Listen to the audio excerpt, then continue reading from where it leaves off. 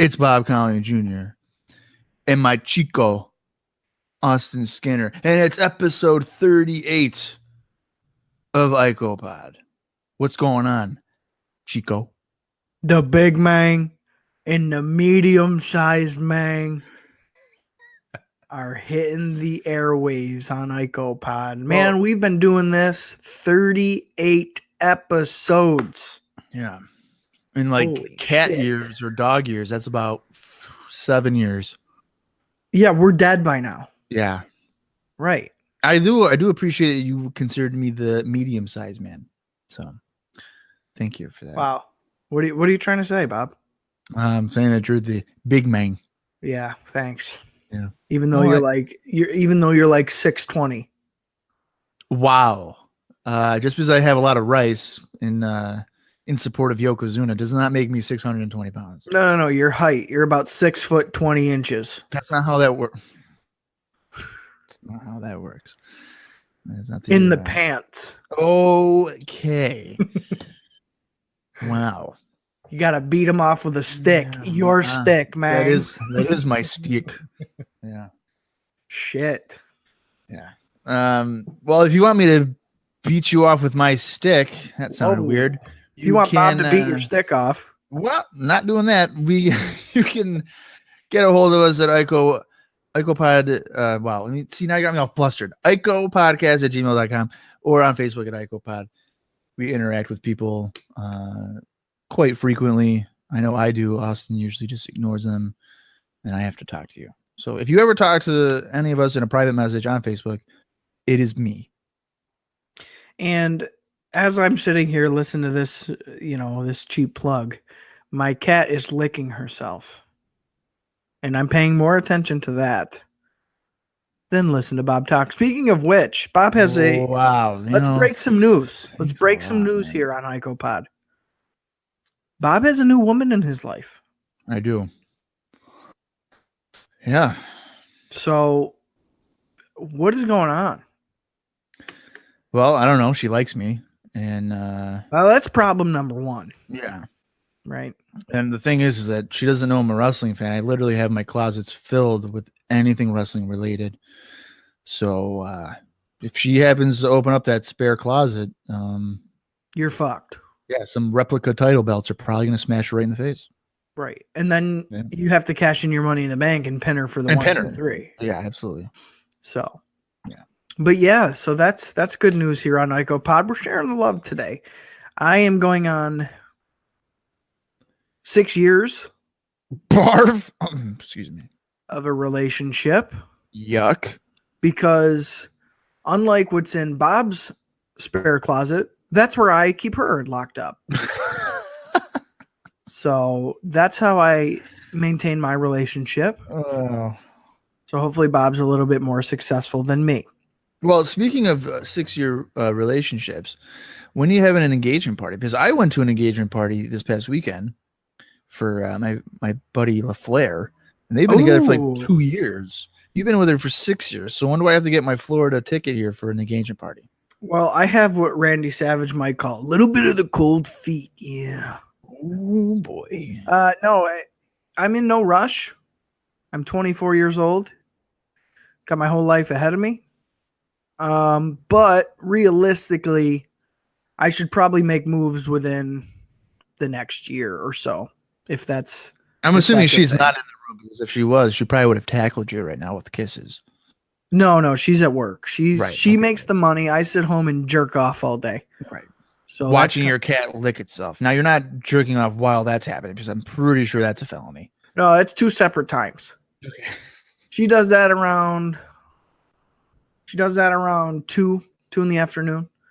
And I start the jack session at about 2:03. So immediately right afterwards. Well, yeah, as the memory's fresh, you gotta. Oh my god. Oh my god. Yeah. No. I'm just kidding. It's more like 2:02 p.m.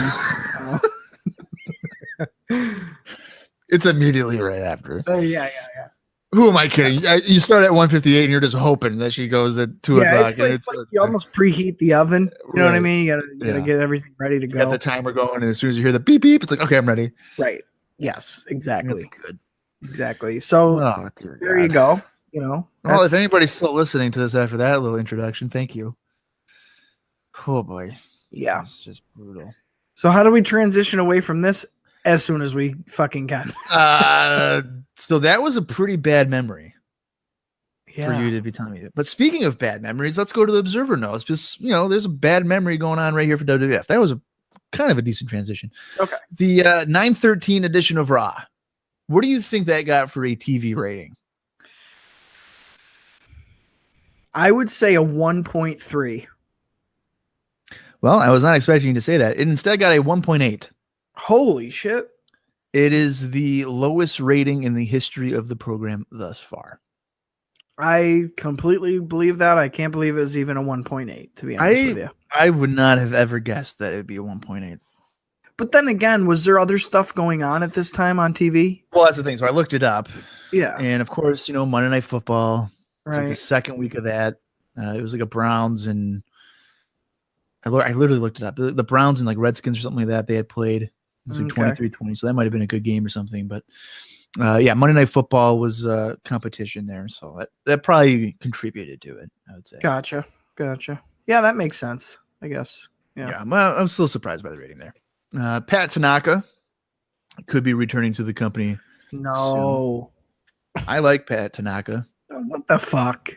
Of course you do. Well, I've been watching his stuff in Memphis in the late 80s, and the guy can work. I can't say I hate him. He's a ninja. He is a karate master. Okay, well, I'd rather see the executioner do karate moves because I think that'd be cooler. I don't know what to do with you anymore. Terry Funk may also be working for the company, but that's not confirmed. Johnny Gunn, who is competing or was competing in WCW at the time, has a tryout for November. A third gun? It's like when they found the fifth Beatle. Yeah. Well, what about Funk? Could you see Terry Funk fitting in 1993 WWF?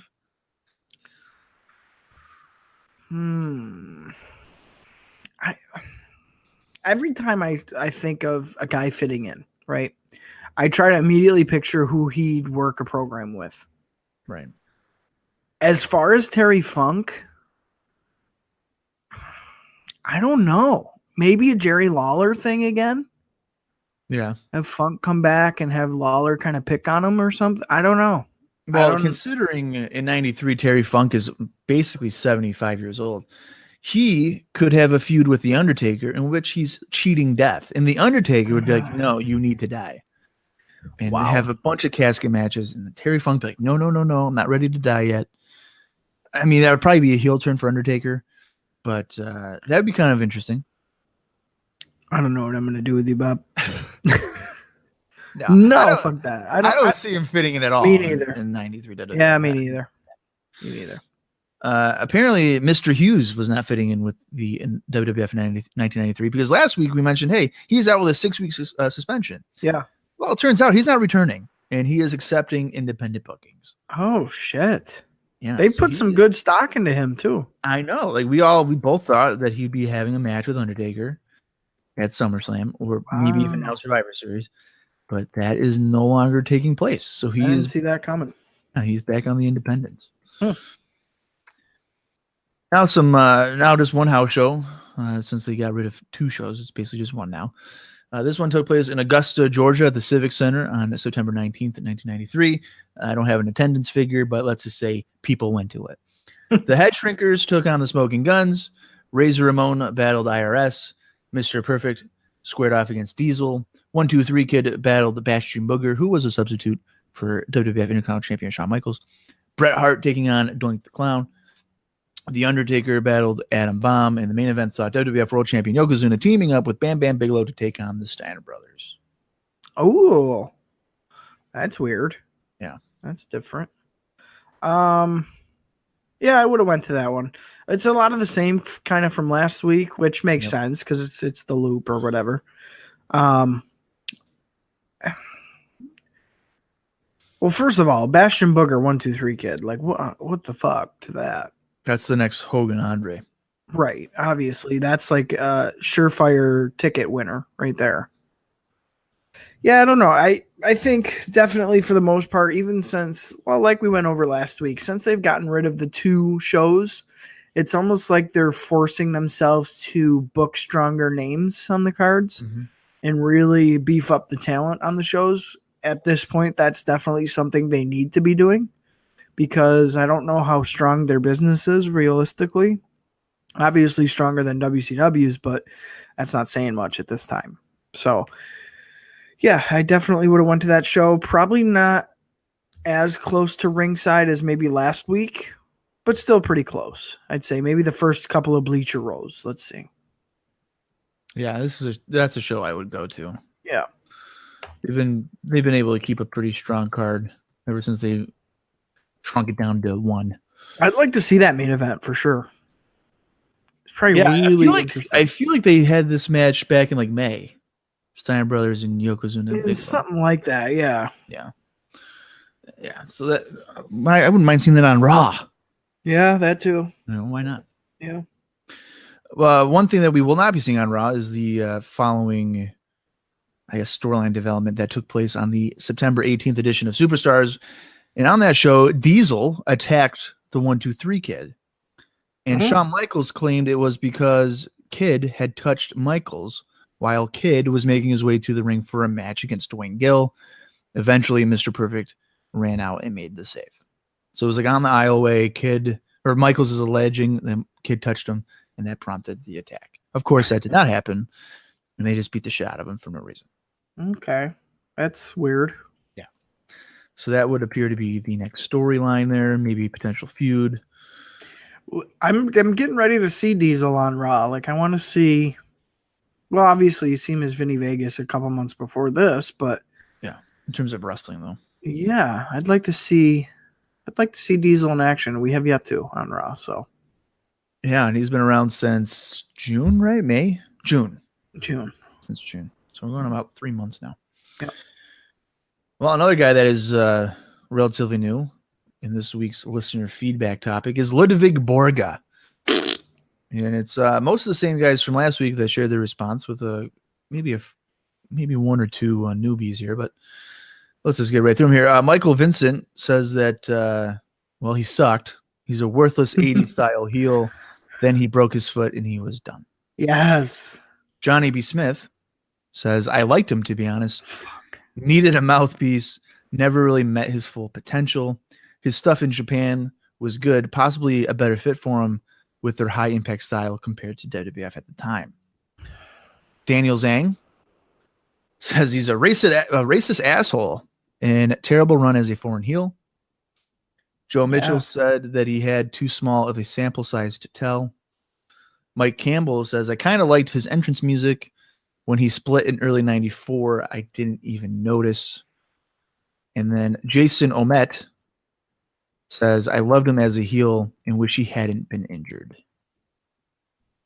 Yeah, so kind of mixed reviews. Usually people are kind of on the same page, I feel like. Usually pretty one-sided there. It turned into being a 50-50. Yeah, which I'm very surprised for a guy like Ludwig Borga. Ludwig Borga. Fuck him. All right, that's what I say. He's got a Brock Lesnar haircut and half the talent. Okay, so half is probably generous. Right. So I could put it this way: when we get to kind of see him this week, I'll have some more thoughts. All right, well, fine then. Speaking of this week, it is the September 20th, 1993 edition of Monday Night Raw. We are taped from the Manhattan Center in Manhattan, New York. The show starts off with footage from last week where the Quebecers won the tag titles from the Steiner brothers in a Quebec Province rules match.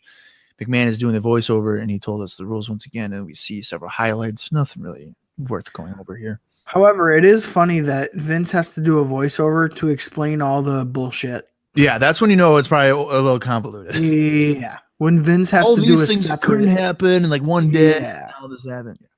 Yeah, we get the Raw opening video. And I have it pointed out here that Francine, who would work in ECW, is in the front row. Oh my God, I didn't even notice. Yep, and they go right in the start, it focuses right on her, and she's smiling, and like it is 100% Francine. Oh shit. Yeah, I thought maybe you would see that, but apparently you did not. Oh my God, yeah, she was not a ring girl. She was like in the crowd. She was in the crowd, front row. Yeah. Shit. I believe I've seen her. I believe I've seen her before. I even tweeted out to her, and I was like, Francine, were you at this show? I think it was like a July show. Oh, interesting. Of course, she never responded to me. I wonder if that was like work related or hey, I'm a fan. I want to say it was probably as a fan. Because maybe she's trying to get noticed by I don't know. I mean, she wasn't, to my knowledge, she was not in the business. Like when she got when she was she got into ECW, I think in like 95.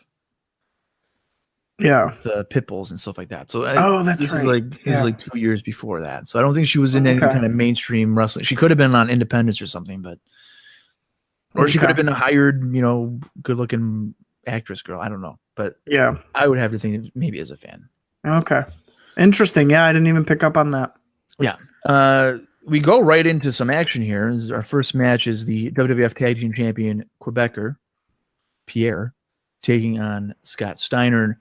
Now, of course, the rules to this is simple. If Scott wins the match, then the Steiner brothers will get a rematch for the tag team titles against the Quebecers at a later date. Now, of course, and again, I want to point out that this show was taped immediately after last week's episode. So these people are seeing these guys again. You could tell when Scott Steiner came out that the crowd was just like, all right, well, fucking Scott's here again. To this point, I believe if my counts are right, it's the 4th time that these guys are being seen, making an entrance, coming out, being on display. If I was in the crowd, dude, I'd be booing as loud as I fucking could for this bullshit.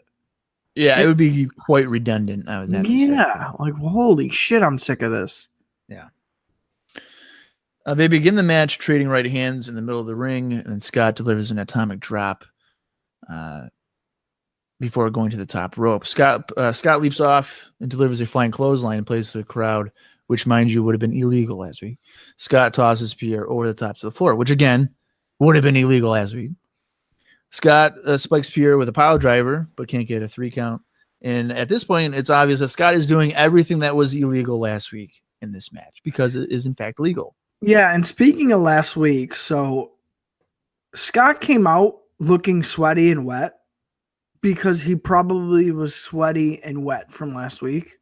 Right. In gear. Yeah, same gear. And not only that, when Pierre came out to the annoying ass theme, I thought for sure the crowd would be like sick of it. Oh no, they sang along. Of course, this is one of the greatest theme songs ever. Like, what in the fuck is going on here? And to go back to Scott's outfit, there's kind of a flub because last week they did change. So they came out and had their match in one outfit. And then when they came out to kind of accept the challenge for this week's episode, they were wearing a different outfit, which makes me think, oh, they were preparing, but they fucked it up because it was on the same episode. Right. So it's becoming blatantly obvious to this point that the doing a live and then a taped, I feel like isn't really working. It's killing the crowd. The guys are confused. You're getting a lot of the same action from a lot of the same guys. I really, really don't like it. And it took till this episode for me, like, because, before we could kind of get through it, they would use different talent. They would switch things up. Not the case this week, and it did piss me off. I was very sick of seeing these guys just as the in-house crowd was, obviously. Yeah. Polo is able to distract Scott, but Scott locks in an Indian deathlock on Pierre, and he yanks Pierre out of the corner, crashing him to the mat by his legs, I believe. Pierre gets to the ropes quickly to break up a half Boston crab hold. Scott puts Pierre on top rope and hits a middle rope overhead belly-to-belly suplex. Polo pulls Pierre to the floor, and they try to regroup, but Scott follows and runs them off with a hockey stick, and then we go to a commercial. Pierre returns with Jacques and Polo. Rick Steiner eventually comes out and evens up the match. Pierre stomps on Scott to keep control and continues with the DDT. He comes off the ropes to deliver a headbutt while Rick scares Jacques with his steel chair on the floor. Scott gets a sunset flip, but Polo is on the apron distracting the referee. Scott comes off the ropes and is met with a knee lift for a 2 count.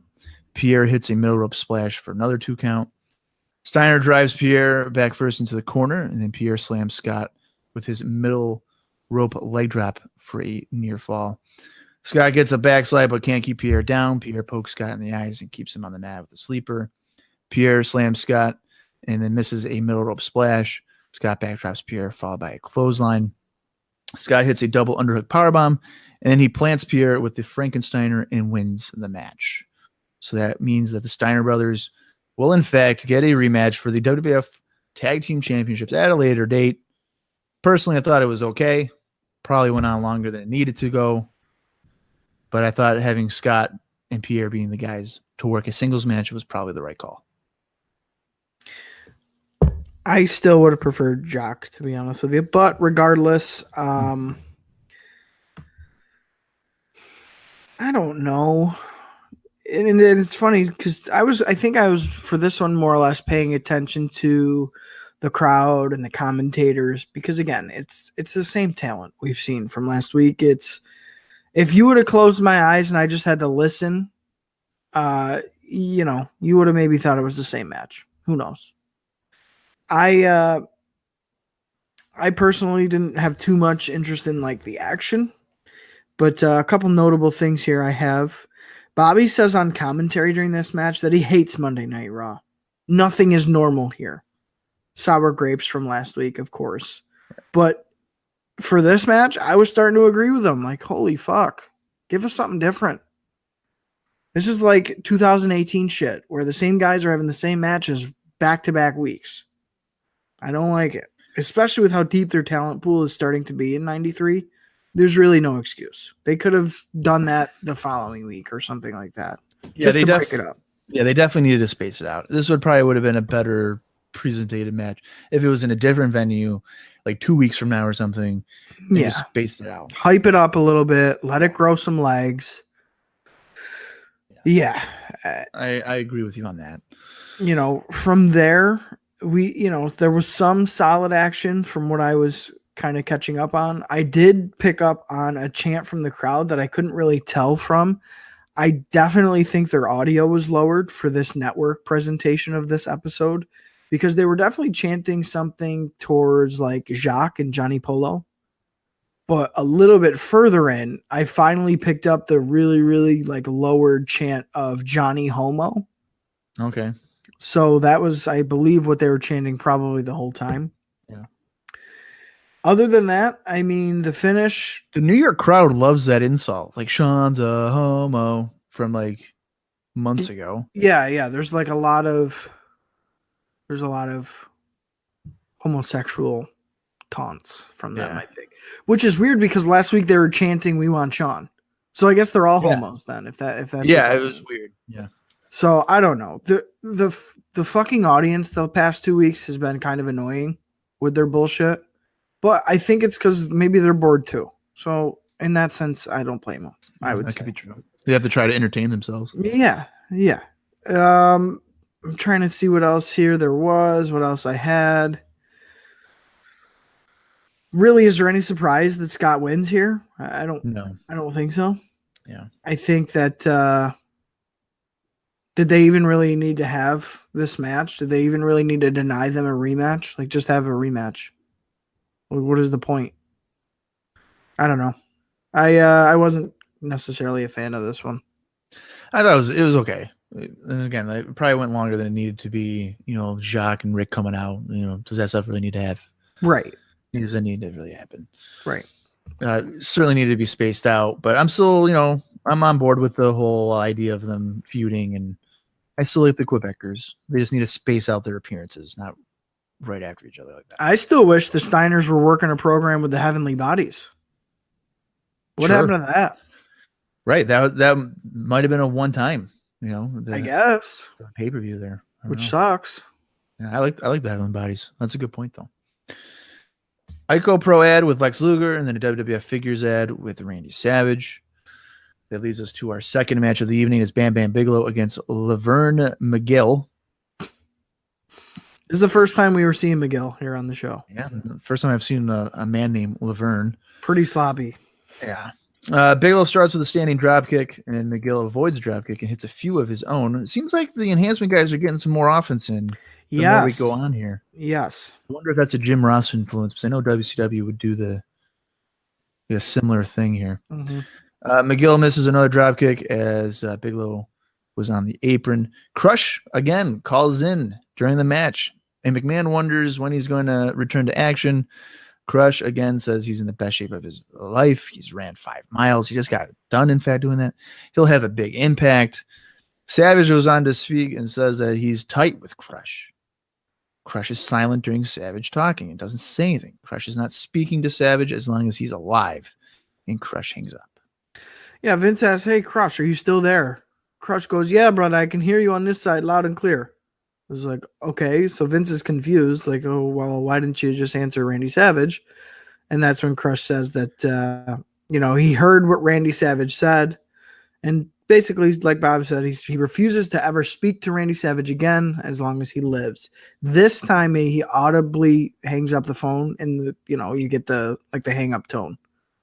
So now it's not so much foreshadowing. Now it's a definite, okay, Crush is pissed off at Randy Savage. Yeah. And they go on to talk about this, the commentators right here at the commentary table. Vince asks Randy directly if he knew why Crush wouldn't talk to him. And Savage that he said he has no idea. And when he says it, it's kind of in a defeated tone. I have no idea. They discuss, Savage probably calling him back some point tonight, whether it's going to be on camera or off. And, during this, the match continued in the ring. Luna attacks McGill on the floor. And McGill tries for a sunset flip from the apron, but Bigelow just sits down on him. McGill comes off the middle rope, but is caught and driven into the corner. And then Bigelow proceeds to win the match with a standing senton splash. At first, I was kind of surprised by how long this match was going, but that was probably for the phone call. Rush, I would assume. But then as a fan, listening to Randy Savage and McMahon kind of questioning why this is the same guy that didn't pull Crush out of the ring against Yokozuna after like 3 bonsai drops. Right. So, how much of a friend are you if you're not going to freaking pull me out of the ring? It's almost like a cowardly thing on the part of the Macho Man. Yeah. Like why would you wait so long? Right. Before pulling me out? So that would, to me as a fan, that would appear to be the reason, the motive as to why Crush is like, I'm not fucking talking to you as long as you're alive. Right. But again, this is drama. So we'll see how this plays out over the next several weeks. Do you have anything on the match in terms of thoughts there, Austin, or is it just standard shit? Well, it was definitely obvious that the match wasn't the focus here. Right. I definitely tuned out the action while Crush and stuff was unfolding via satellite phone. I did the same thing. I was focused more on what he was talking about. For sure. So for the last few minutes, even before he hung up, Bam Bam hitting the standing senton and getting the pin, I thought was okay. I would rather prefer a headbutt like off the top, like his finish. Yeah. But I would say overall, it's probably a less than stellar squash match. There was no real impact. It was almost used as just kind of a backdrop, like you said, for the phone call. It really wasn't. Yeah. It wasn't spotlighted by any means. The camera, really, I feel like was barely on the match anyway. Unless that's just me just remembering not watching it. I'm not sure. Yeah. Pretty forgettable match, but important storyline advancement for Crush and Savage. Yes, for sure. And once again, the mower's back. Just like last week, here's the guy with the fucking lawnmower. Cue the mower. God damn it. The mower's in via satellite. Hey, brother, I'm in the best shape of my life. I'm outside Bob's window. This is insane. They stopped for a little while, and then he just like, I'll come back around because Bob's probably talking on a podcast. Right, so fuck him. Fine. Yeah. Great. Jesus Christ. All right, man. You're good? You good yet? Okay. Well, we'll just continue on. Hopefully it's not too loud of a noise right by my window. Fuck. I feel like I'm about to get ran over by a lawnmower right now. Yeah. Where's Crush when you need him? Yeah. Jesus. All right, man. Sounds like you're in a wind tunnel. Well, yeah, now it does because it fucking shouldn't be this complicated. You should just don't you just run over the grass and then it just cuts it up on? and Yeah, you like, leave. yeah. There's other spots to mow. I'm about to open my window and be like, bro, can you fucking stop mowing the lawn 4 times a week? Twice in one day now? He's like, oh, fuck. Winter's coming. God almighty. Good Lord. This is just blowing my mind. Yeah. So was Raw up until this point for me. Yeah, blowing your mind with amazement. Okay, well, it looks like he's venturing off now from my window, so let's just continue on here. Footage from last week when Doink seemingly turned face and tossed water onto Heenan is shown, and we go to the commentary table where Heenan has been acting like he's got a cold all show. And they talk about it on commentary, and Heenan says that he has a 113-degree fever and is sicker than Don Imus. McMahon takes the thermometer there and notices that Heenan's only at 97 degrees. You're less than normal. So, mind you, again, that this was from last week, which was the same day. Yeah, so exactly. Heenan kind of exposing the taping plan here, I guess. Yeah, and not only that, so Vince, I think, hands him back the thermometer.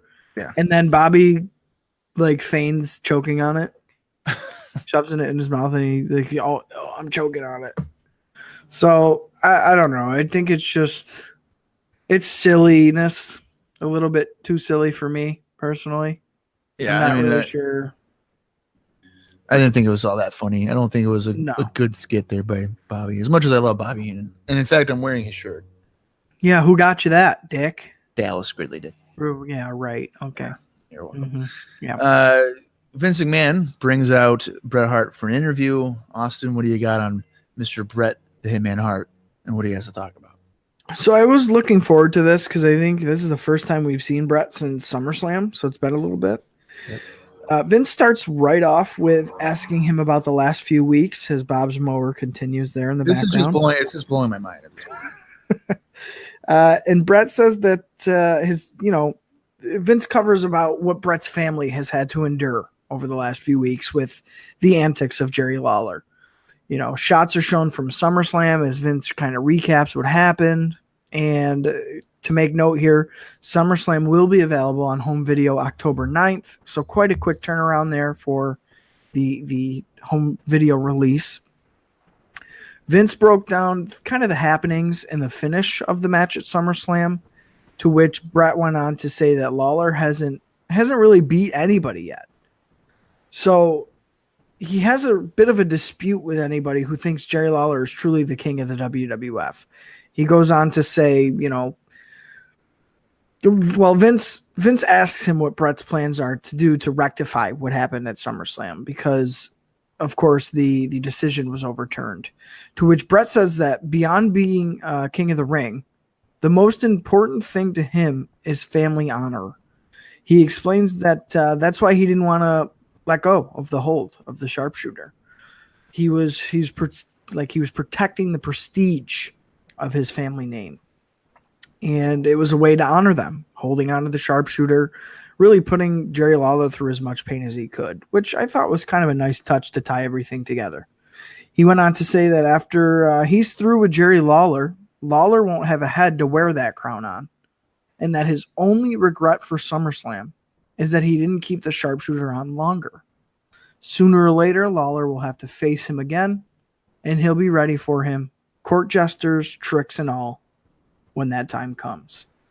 So what we get from Bret here is kind of an explanation of his actions, which I think is important because that might have been lost on some of the fans at SummerSlam.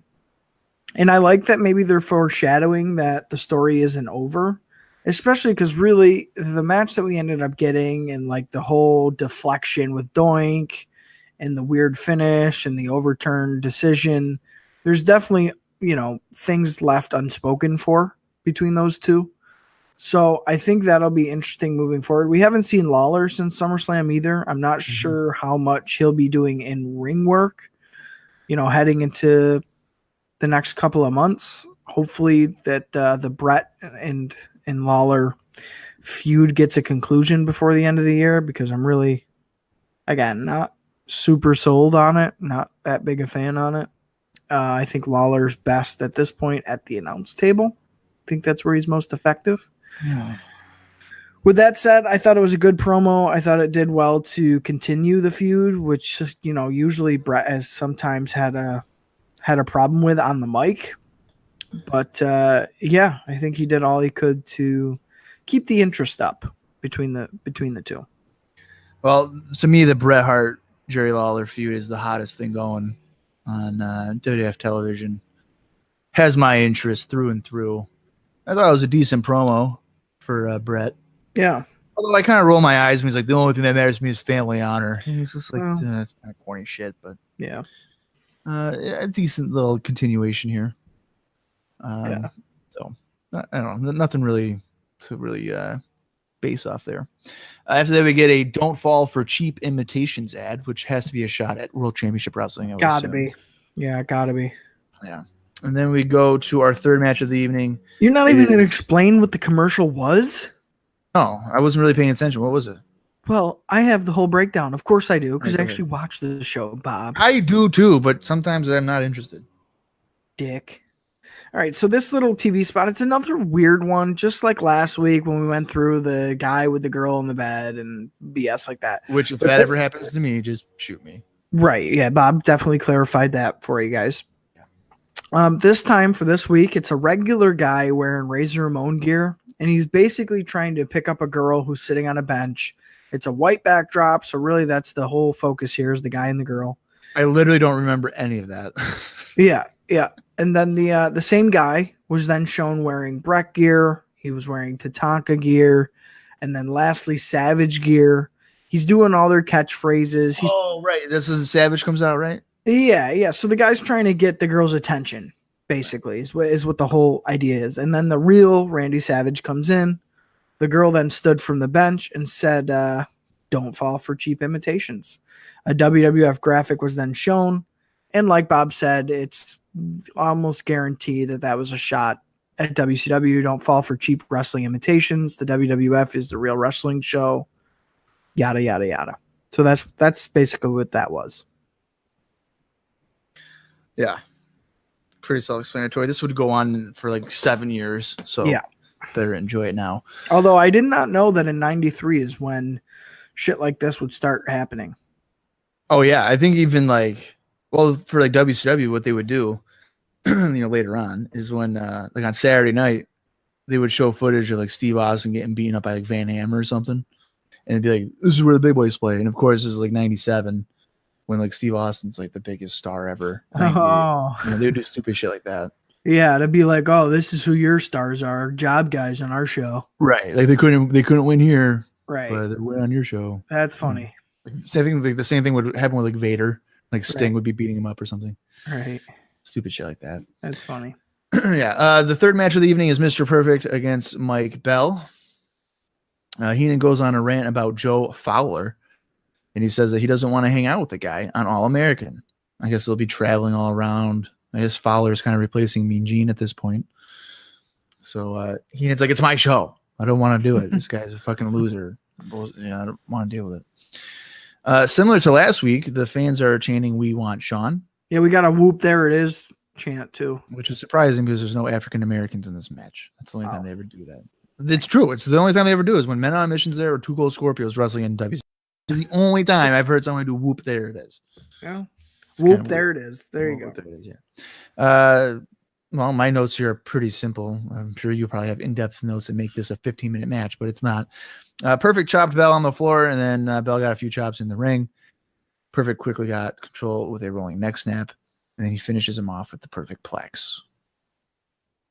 Yeah, that's basically it. I mean, again, the enhancement guys getting a little bit were working. Really, the whole story of this match, though, was who can chop harder. Of course, Mr. Perfect got the better of that. But kind of towards the end of the match, Perfect backed the guy up into the corner and, asked, "Oh, you want to be a wrestler?" He'll show him a wrestler. And then proceeded to punch the enhancement guy like right in the temple a couple of times. I got a vibe that like Perfect was really fed up with the guy. Yeah, and I think he might have even been taking some liberties, maybe not necessarily the punches, but he was definitely laying his shit in. He was rough with him, yeah. Yeah, for sure. And I think that we're going back to a very frustrated Mr. Perfect, like before the Shawn feud, where he's not necessarily giving it 100%. He doesn't really care, kind of thing. I don't know. I hope we're not retrograding Mr. Perfect, because an uninspired Mr. Perfect is not a very entertaining Mr. Perfect to watch. So I fear that that's kind of where we're headed again.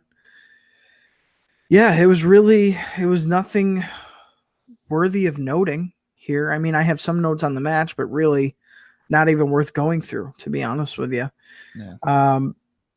Yeah, again, the Perfect Plex gets the finish. Again, Perfect calls out for it to the crowd. And I think the crowd popped at the end more or less because they knew the match was over. Not that Perfect got the pin. That's what it felt like. So I don't know. I don't know where Perfect's headed, but hopefully it's not in the wrong direction. Yeah, I think for me to really kind of gauge where he's going is to see him outside of the Manhattan Center at this point. Yeah. To see if other people have turned on him as well. Because it looks like Manhattan is not they're Perfect here. For sure. For sure.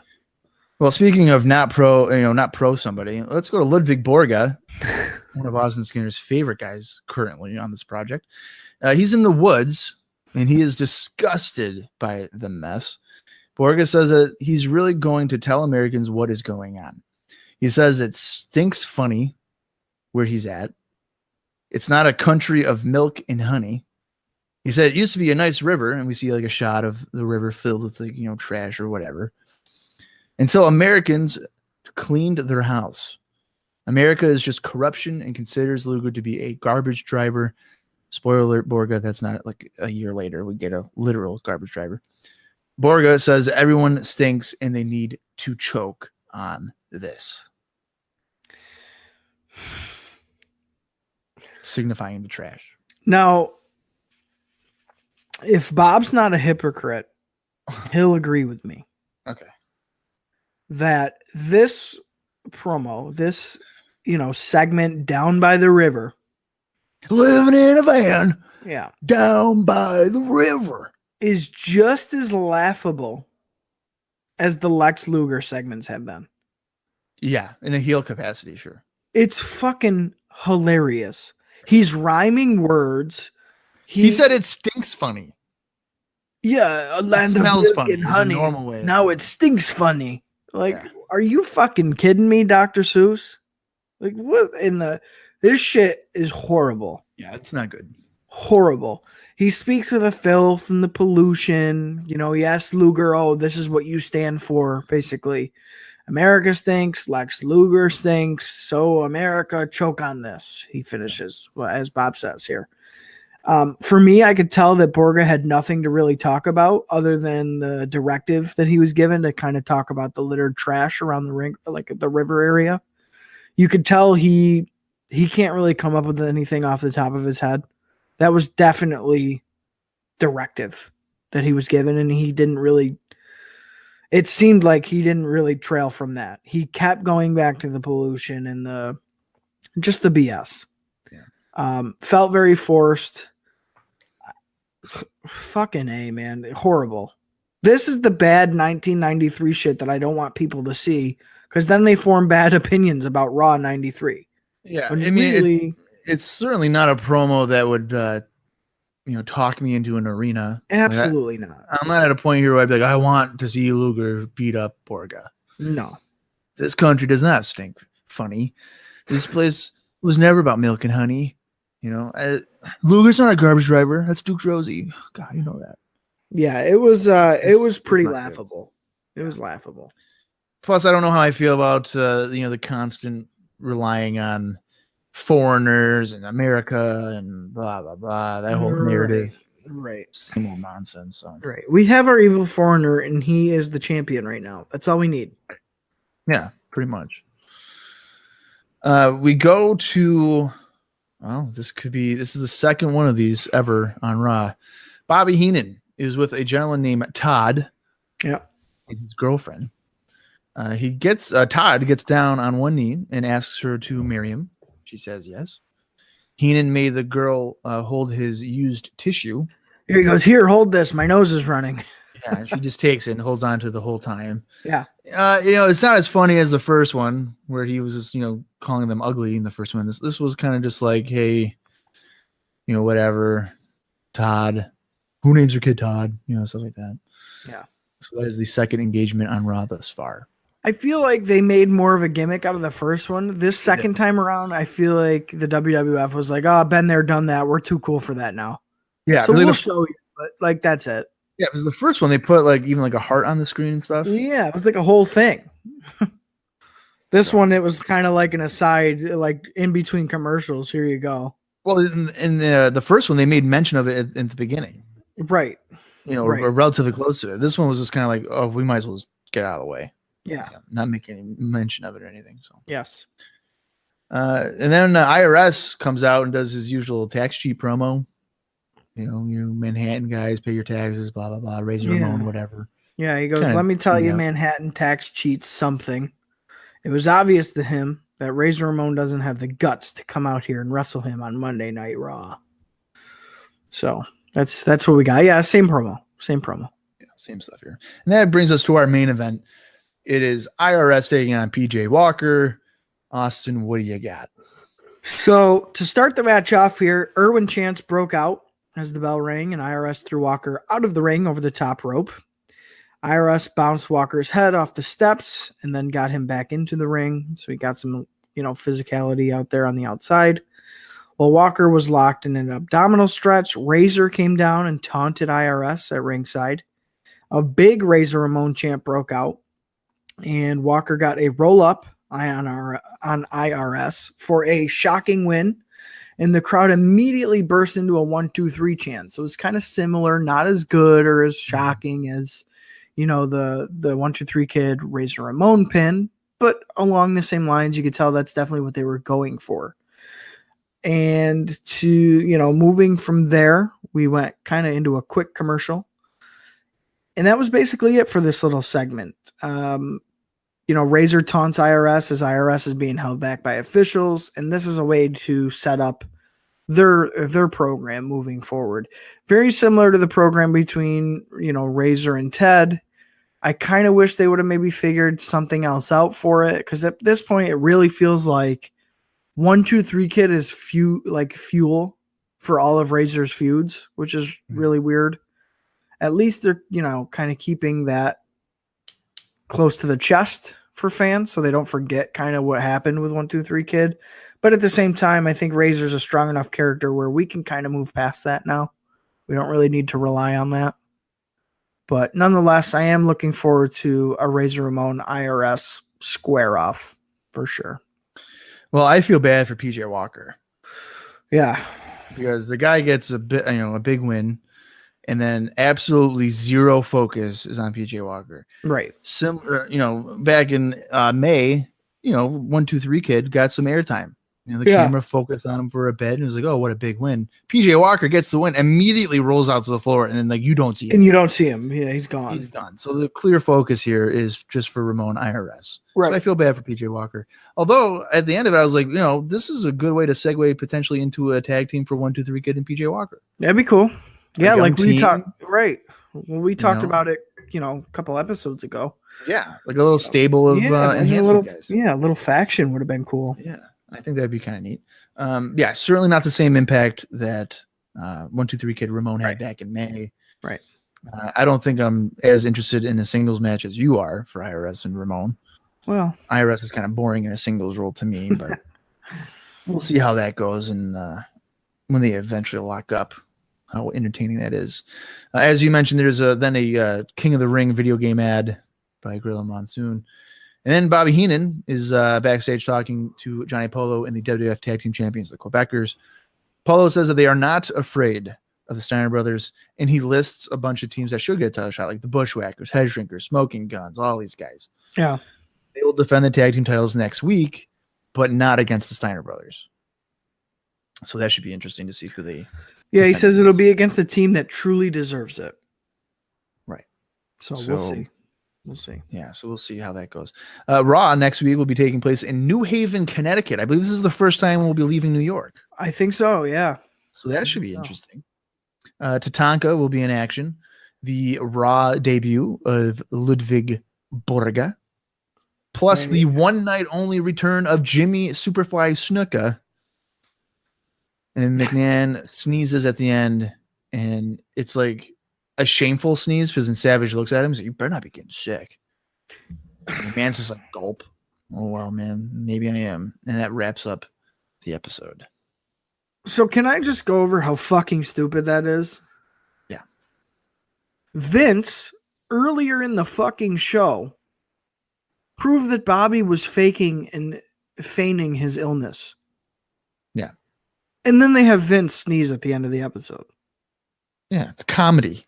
What the fuck? Oh my God, are you sick? We'll reach that next week, won't we? Did you get a cold? No, but the whole thing is, it's like, dude, the comedy on this episode was very bad. Yeah. Other than the Ludwig Borga segment, that was comedy gold right there. But the commentator stuff was a struggle. Really, the only thing I had coming out of this show was, I know one person was definitely sick. Fucking me of this week and last week's Raws. I can't really say that I enjoyed either of them, to be quite honest with you. And this one just felt like a continuation of last week's same show, same, wrestling event. And that's what it felt like. It felt like just a continuation of the card, which each Raw should feel individual, I think, especially if you compare them to some of the earlier Raws where they were pretty different from week to week.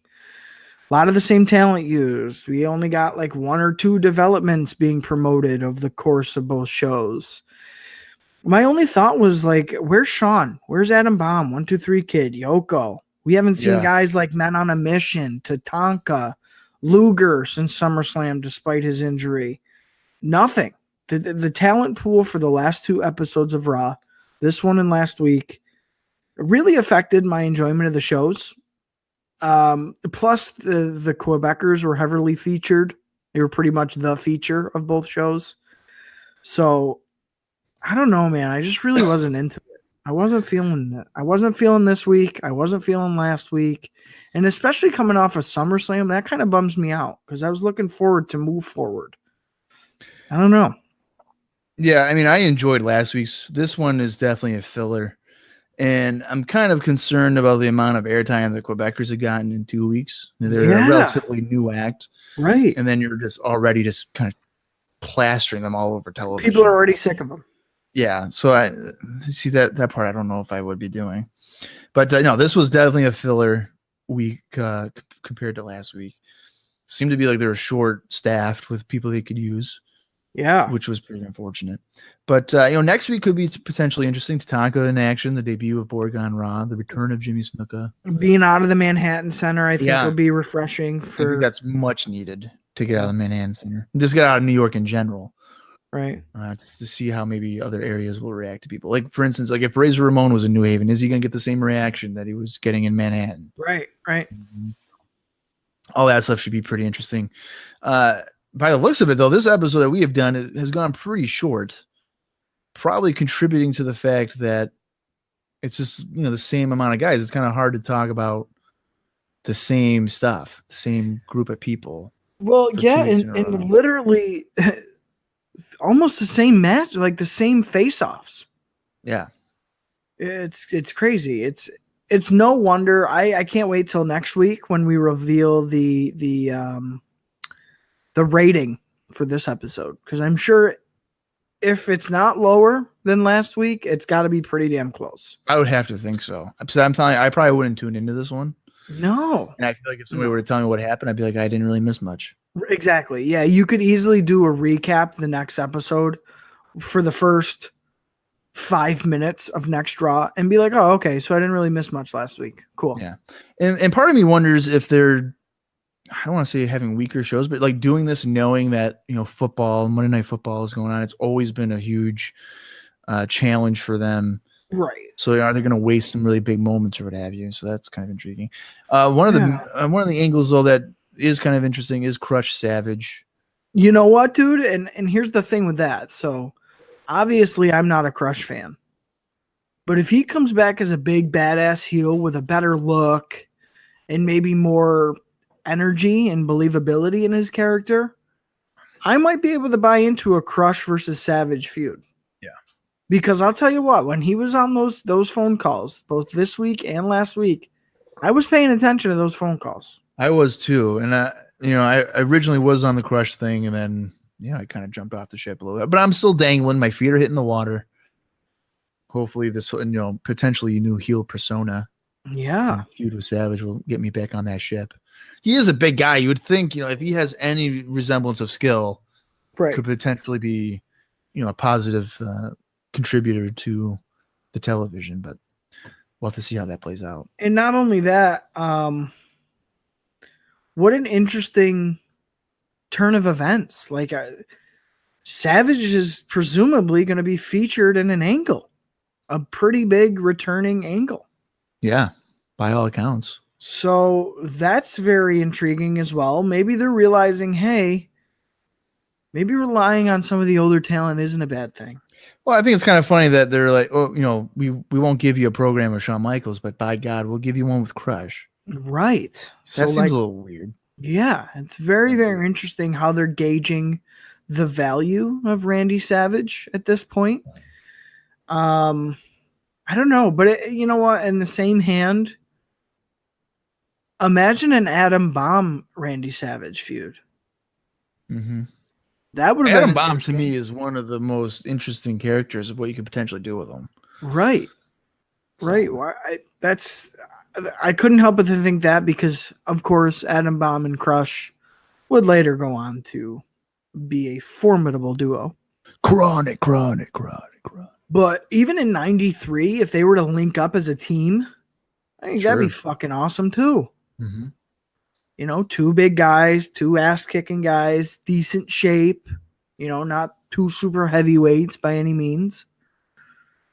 Maybe it takes the both of them to work over Randy Savage because he's just such a legend in the business or something, maybe that's... Well, maybe there could be an Adam Bomb Crush pairing beating on Savage, and then what's this? Dun, dun, dun, dun, dun, dun, dun, dun. The Mega Powers? What? That would have been huge. I think that would be kind of interesting. Hogan Savage against Bomb and Crush. WrestleMania 10. Yeah, like a tag team attraction match. That would be pretty cool. That would have been huge. Far better than Money Incorporated against fucking the Mega Maniacs in WrestleMania 9. Yeah. No, that would have been cool. And that would have been a good continuation of kind of the WWF timeline in the year. You go from WrestleMania 9 to 10. I would have been all for that, personally. Yeah. Two young heels against two established. Yeah. No, I would have been down for that. Yeah. Well, anybody listening to this, if you have your thoughts on the Crush Randy Savage storyline that is appearing to be taking place, you can send it to IcoPod on the Facebook page or to icopodcast@gmail.com. I know Mike Campbell has already sent along something, so we'll get his thoughts on that in the coming weeks. And of course, I'll probably have a post out there as well on Facebook so people will comment. But if you want to send it to the email, you can. Even if you're listening to this well after the fact of when we recorded it, it doesn't really matter. Yes. And so I think this is going to be coming in about under an hour for us, that's which is a rarity. Yeah. But there's just not a lot going on, I guess, these last couple of weeks with the same group of people. Yeah, I wish I could figure out a way to stretch it out, but realistically, I mean, this episode, even if you were to skip this episode of IcoPod, you probably wouldn't miss much. There's just really not much to talk about this week. Yeah, I mean, I don't want to be jipping people because they're usually accustomed to our, hour, 20, hour and a half podcast, but this week might be about 50 minutes. Yeah. But sometimes that's just how it goes. But hopefully in the next upcoming weeks, we'll have, I guess, more stuff to talk about as we head into Survivor Series, which Survivor Series in itself is usually kind of a sleeper of a kind of a dud of a pay-per-view, really, the elimination and stuff. So who knows if we'll even have anything major going on for the rest of the year. Yeah, Survivor Series is one of them pay-per-views where I feel like it's either surprisingly good or just as bad as you thought it was going to be. Although there really hasn't been too much feud development for the big show, I don't think. We're still kind of trugging along here. Yeah, because that's like late November. So we have probably about, 6 or 7 more Raws, probably. Yeah, but we need to get more moving. than that. Probably like 8 more to go. We need to get moving. We got to get them feuds cooking. Yeah, figure out what we're going to be seeing at Survivor Series. Right. Which is rumored to be taking place in Boston at the Boston Gardens, the last wrestling show ever to take place there. Okay. Or last pay-per-view, I should say. So, yeah, I don't know. There's nothing else I have really going on here for this week, unfortunately. So again, I apologize to anybody that's like, what the hell, man? I only get to listen to Bob and Austin for 50 minutes. Well, funny thing, there's like 37 other episodes you can listen to. They go on for hours. Our bonus episodes are like 3 hours long. So it's great. Right. Jump back into the archives if you haven't, because there is some comedy gold. Yeah. Like one of our upcoming bonus episodes that, like Austin says, will be released in the next probably 2-3 years. We went on for about 3.5 hours. Yeah. So, fucking A. If hopefully people are liking those bonus episodes, again, we do them to kind of break up the monotony of the regular Raw watch throughs. We'll probably have another one released at least by the time you're hearing this episode. So hopefully you just adored that. And in the meantime and in between time, we'll catch you guys next week. Yeah, the after the SummerSlam 93 episode, which would be released on, I believe, October 15th, the SummerSlam 92 bonus episode would be released that Thursday. So by the time you're listening to this, SummerSlam 92 bonus episodes already released. But then we have 2 other ones that I haven't even edited yet. So yeah, maybe like once a month I'll squeeze them in there instead of like after every pay-per-view, because then at that point they'll never fucking come out. So we gotta wait forever to do that. So maybe I'll do that. Maybe I'll do the SummerSlam one will be released, and then one in November, one in December, and we'll just have a bunch of fun. But this has been another episode of IcoPod. For Austin Skinner, I'm Bob Collins Jr. And thanks for listening to IcoPod. You gotta hear it.